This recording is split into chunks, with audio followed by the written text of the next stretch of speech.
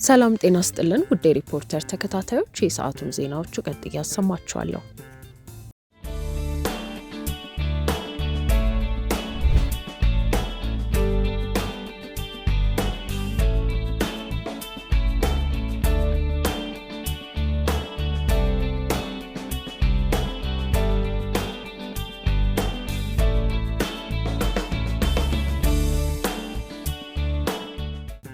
የፕሪቶሪያ ስምምነት ተፈራራሚዎችና የስምምነቱ አካል ያልሆኑም ጭምር በሰብአዊ መብት ረገጣ ሊጠየቁ ይገባል ሲል ሁማን ራይትስ ዋች አሳሰበ። ሁማን ራይትስ ዋች ዛሬ ባወጣው መግለጫ በሰሜናዊ የኢትዮጵያ ክፍል የሚኖሩ ሰላማዊ ዜጎችን ከጦር ወንጀሎችና ሌሎች በደሎች እንደሚከላከል ተስፋ ተጥሎበት የነበረው የፕሪቶሪያው የሰላም ስምምነት በአሁኑ ወቅት በርካታ ሀገሮችና ዓለም አቀፍ አካላት ትኩረታቸው በሌሎች ዓለም አቀፍ ጉዳዮችና አካባቢዎች ላይ በማድረጋቸው እየተጣሰ እንደሆነ ገልጿል። በዚህም ሳቢያ በትግራይ ክልል ዳግም የጦርነት ጥላ አንዣቧል ብሏል።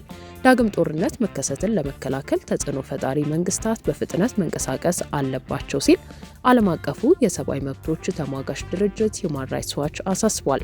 የአፍሪካ ህብረትም የፕሪቶሪያው ስምምነት እየተጣሰ መሆኑን አጣርቶ የጥሰት ሁኔታውን በፍጥነትና በይፋ እንዲያሳውቅ ጥሪውን አቅርቧል።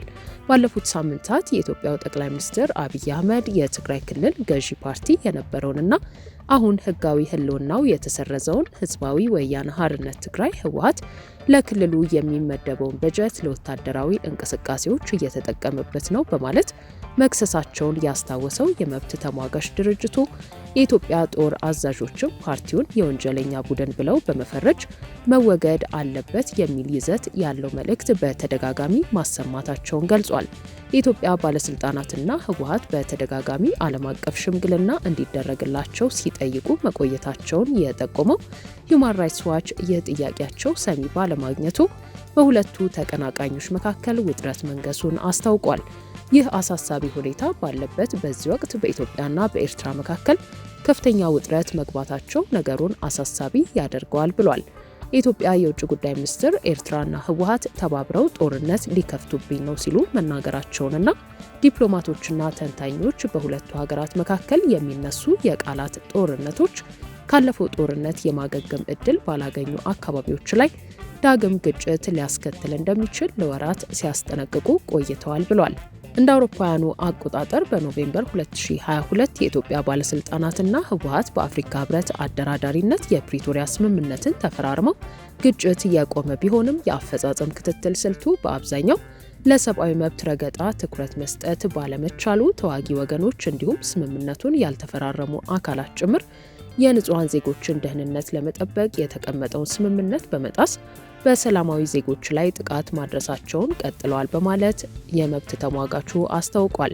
ኢትዮጵያም ሆነች ኤርትራ ለጭካኔያዊ ተግባራቸው ተጠያቂ የሆኑትንና ሌሎችንም በታማኝነት ለፍርድ ያቀረቡበት ሁኔታ አለመኖሩ እንዲሁም የተባበሩት መንግስታት ድርጅት የኢትዮጵያ ባለስልጣናትን ግፊት በመደገፍ በ2023 በኢትዮጵያ ላይ የሚደረገውን ዓለም አቀፍ የሽግግር ፍትህ ጥያቄ በሀገር ውስጥ እንዲደረግ ወስኖ ሂደቱን ማቆሙ የንጹሃን ደህንነትና መብት እንዲጣስ እያበረታታ ነው በማለትም ድርጅቱ አስጠንቅቋል። አሁንም ወደ ግጭት የመሄድ አዝማሚያ ቢኖርም ዘመኑ የዲፕሎማሲና የተረጋጋ ግንኙነት ጊዜ በመሆኑ የስምምነቱ ዋነኛ ዋስትና ሰጪ የሚሆኑት የአፍሪካ ህብረት፣ ኬንያ፣ ደቡብ አፍሪካና አሜሪካ እንዲሁም የኢትዮጵያ አጋሮች ተጨማሪ የሰብአዊ መብት ረገጣን ለመከላከል አስቸኳይ እርምጃ መውሰድ አለባቸው ብሎ የአፍሪካ ህብረት በተለየ በሰላማዊ ሰዎችና የሰላም ስምምነቱን የሚጥሱ ሁኔታዎችን በይፋ ማሳወቅ አለበት ሲል አሳስቧል።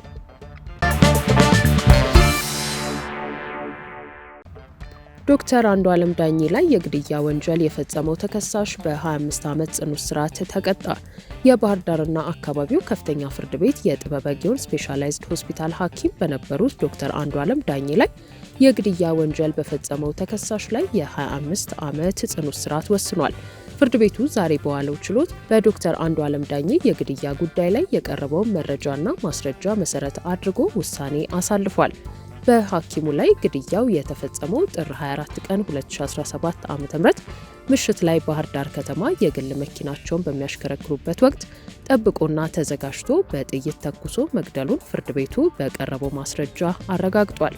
በዚህ ዕለት ምሽት ላይ በተመሳሳይ በሌላ የሕክምና ዶክተር ላይ ጥይት በመተኮስ የመኪናውን አካል በመምታት የግድያ ወንጀል ሙከራ ስለመደረጉ ፍርድ ቤቱ አመልክቷል። የግድያ ወንጀሉ ከተፈጸመ ጊዜ ጀምሮ መረጃና ማስረጃዎችን በማሰባሰብ የተጠናከረ የምርመራ ቡድን ተቋቁሞ ስራው ተጠናቆ ለፍርድ ቤቱ ቀርቧል። በዚህ የምርመራ ሂደት ከክልሉ ፖሊስ ዋና መምሪያና ከከተማ አስተዳደሩ የምርመራ ቡድን ተዋቅሮ መረጃና ማስረጃዎችን በማሰባሰብ የወንጀሉን አፈጻጸምና ፈጻሚውን ማወቅ እንደተቻለ መጠቀሱን ኢዜአ ዘግቧል። ፍርድ ቤቱም የቀረቡለትን የምርመራ ውጤቶች መሰረት በማድረግ በዛሬው ዕለት በዋለው ችሎት ወንጀሉን በፈጸመው ግለሰብ እሱ ባለው ነበረ ላይ የ25 ዓመት ጽኑ እስራት ወስኖበታል። ጀነራል ሳሞራን ጨምሮ ሌሎች ተጽዕኖ ፈጣሪዎችን በአባልነት ያካተተ የትግራይ የሰላም ተልዕኮ በክልሉ ሰላም ማውረድ በሚቻልበት ሁኔታ ላይ ከፌዴራል መንግስት ተወካይ ጋር ምክክር አድርጓል። ራሱን የትግራይ ሰላም ልዑክ በማለት የጠራው ስብስብ ሊቀመንበር ዶክተር ሀጎስ አብርሃ ሲሆኑ ከልዑኩ አባላት መካከል ደግሞ የቀድሞ የመከላከያ ሰራዊት ጠቅላይ ኤታማዦር ሹም ጀነራል ሳሞራ የኑስ፣ አቶ ሽሻይ ገብረ መስቀል፣ ወይዘሮ ኬሪያ ኢብራሂም ተጠቃሽ ናቸው። የሰላም ልዑኩ አባላት በአዲስ አበባ ተገኝተው ከፌዴራል መንግስት ተወካይ ከሆኑት ዶክተር አብርሃም በላይ ጋር ምክክር ማድረጋቸው ታውቋል። የልዑኩ ሰብሳቢ ዶክተር ሀጎስ አብርሃ የትግራይ ሰላም ተልዕኮ ዓላማ በትግራይና በፌዴራሉ መንግስት መካከል ያለውን ውጥረት መፍታት እንደሆነ ገልጸዋል። አክለውም የትግራይን ችግር መፍታት የኢትዮጵያን ችግር የመፍታት መሆኑን በመጥቀስ ስብስቡ በትግራይ ሰላም፣ ለውጥ፣ ደህንነትና ልማትን ለማምጣት ያለመ እንደሆነ አብራርተዋል። ልዑኩ በትግራይ የአጭር ጊዜ የእርቅና የማሸማገል ስራ ላይ ብቻ ያተኮረ እንዳልሆነ የገለጹት ሰብሳቢው በሳይንሳዊና ምክንያታዊ መንገድ ሰላምና ለውጥን ለማምጣት እንደሚተጋም ነው የገለጹት። በትግራይ ክልል ዳግም ጦርነት ብቻ ሳይሆን የአንድ ጥይት ድምፅ መሰማት የለበትም ያሉት ደግሞ የመስኖና ቆላማ አካባቢ ሚኒስትሩ ዶክተር አብርሃም በላይ ናቸው። ዶክተር አብርሃም በላይ ከትግራይ ሰላም ተልዕኮ ሰብሳቢ ዶክተር ሀጎስ አብርሃ ጋር በትግራይ ዘላቂ ሰላም በሚሰፍንበት ሁኔታ ዙሪያ ውይይት ማድረጋቸውን አስመልክተው ሁላችንም ወደ ውይይትና መግባባት የሚወስደንን መንገድ መከተል አለብን ሲሉ ለአዲስ ዘመን ጋዜጣ ተናግረዋል። ሚኒስትሩ አክለውም በትግራይ ክልል ዳግም ጦርነት ብቻ ሳይሆን የአንድ ጥይት ድምፅ መሰማት የለበትም ሲሉ ገልጸዋል። ፌዴራል መንግስት ሰላም እንዲጸና የሚሰሩ ስራዎችን እንደሚደግፍም ጠቁመው ለዚህም ሁላችንም ወደ ውይይትና መግባባት የሚወስደንን መንገድ መከተል አለብን፣ እኔም የዚህ የሰላም ተልዕኮ አካል ነኝ ብለዋል። ውድ የሪፖርተር ተከታታዮች የሰዓቱ ዜናዎቻችን እነዚህ ነበሩ። ስላደመጣችሁን ከልብ እናመሰግናለን።